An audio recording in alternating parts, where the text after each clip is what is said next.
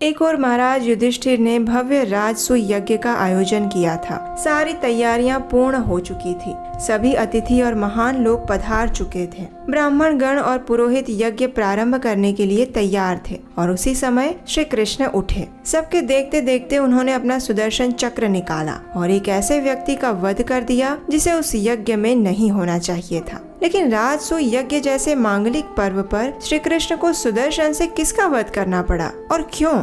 आखिर कौन था वो व्यक्ति जिसे उस समय वहाँ नहीं होना चाहिए था? यही है आज की हमारी कार्तिक मास विशेष श्रीमद् भागवतम कथा का मुख्य विषय। तो चलिए आरंभ करते हैं।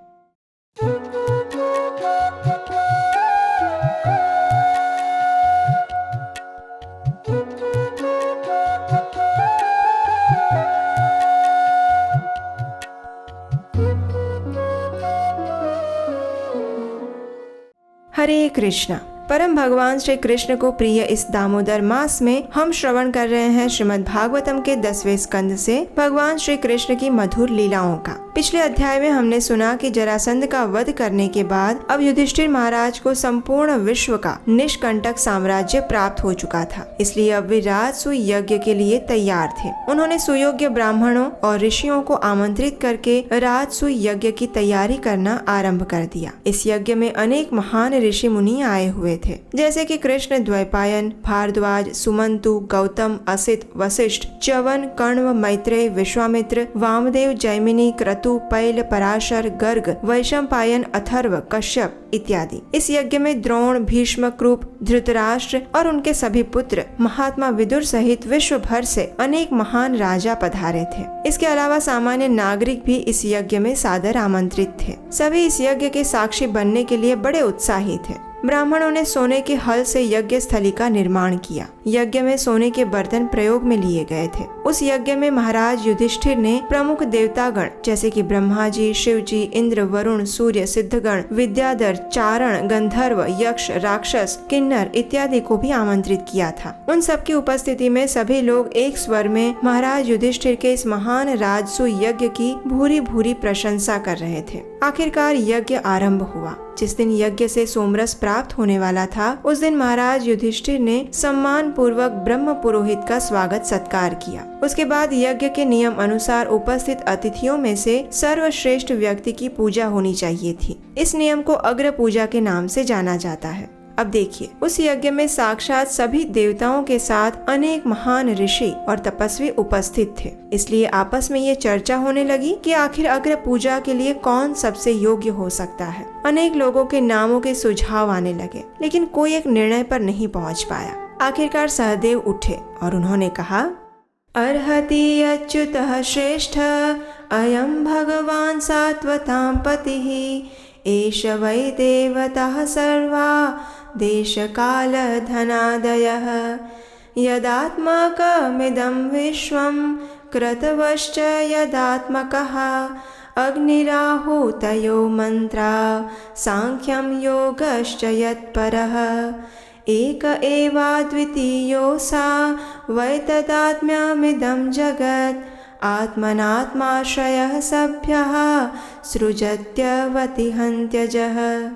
निसंदेह भगवान श्री कृष्ण ही अग्र पूजा के लिए सर्वथा योग्य हैं। वे संपूर्ण सृष्टि के मूल कारण हैं और देवताओं के भी नियंता हैं। इसलिए हमें श्री कृष्ण को ही ये सम्मान देना चाहिए। ऐसा करने से हम स्वयं अपना और अन्य सभी उपस्थितों का सम्मान करेंगे। सहदेव की बात सुनकर सभा में उपस्थित सभी लोग एक स्वर में उसके मत का अनुमोदन करते हुए साधु साधु इस प्रकार कहने लगे। जब युधिष्ठिर महाराज ने संपूर्ण सभा की सहमति देखी तो वे अत्यंत प्रसन्न हो गए। उन्होंने प्रेम पूर्वक श्री कृष्ण की पूजा की। सर्वप्रथम उन्होंने भगवान श्री कृष्ण के चरण धोए। उस चरणामृत को उन्होंने अपनी पत्नी, अपने भाइयों और अन्य परिजनों के ऊपर छिड़का। फिर उन्होंने भगवान को रेशमी पीत वस्त्र और बहुमूल्य आभूषण प्रदान किए। संपूर्ण सभा भगवान श्री कृष्ण के जय जयकार से गूंज उठी, सिर्फ एक व्यक्ति को छोड़कर, जिसे ना तो श्री कृष्ण की पूजा से प्रसन्नता हुई थी और ना ही भगवान श्री कृष्ण के आदर सत्कार के लिए वो उठ खड़ा हुआ था, और वो था शिशुपाल। वो भगवान के इस गुणगान को सहन नहीं कर पाया। जब सभी लोग बैठ गए तो क्रोध के आवेश में आकर वो उठा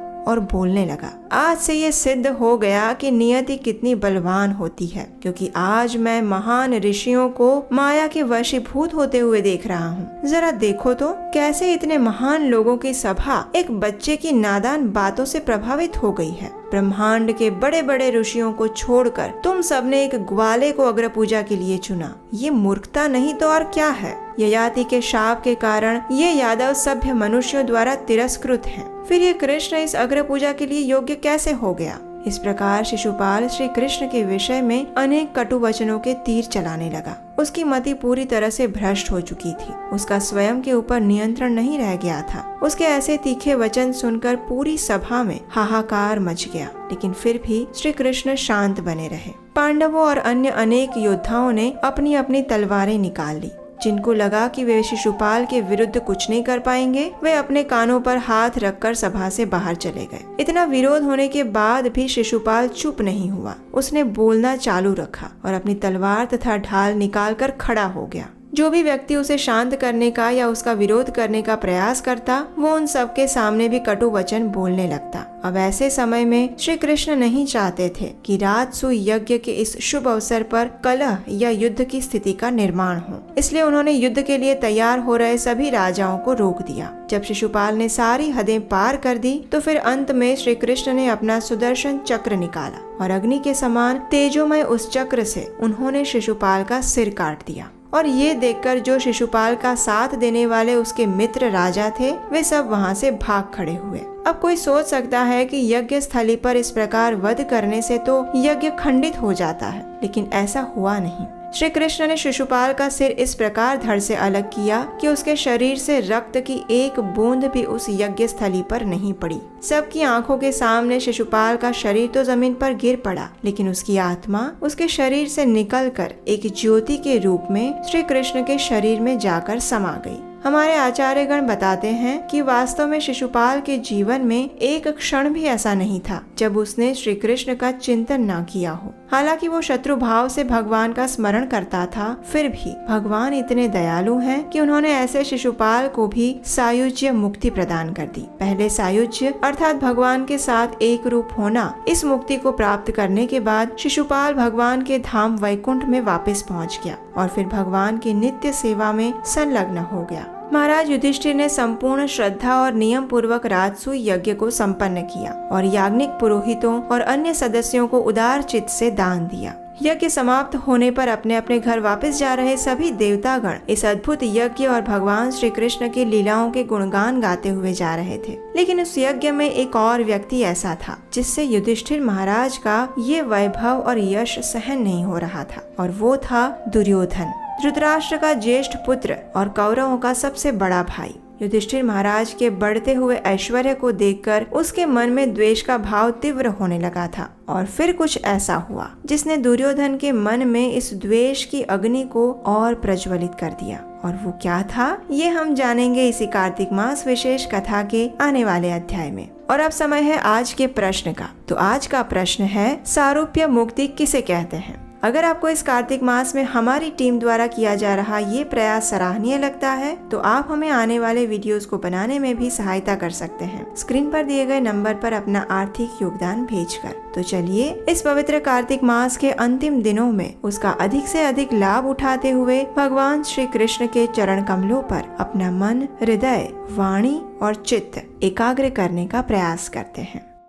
भज गोविंदम भज गोविंदम गोविंदम भज मूढ़मते भज गोविंदम भज गोविंदम गोविंदम भज मूढ़मते संप्राप्ते सन्निहिते काले नहि नहि रक्षति कृन्करणे भज गोविंदम भज गोविंदम गोविंदम भज मूढ़मते। हरे कृष्णा।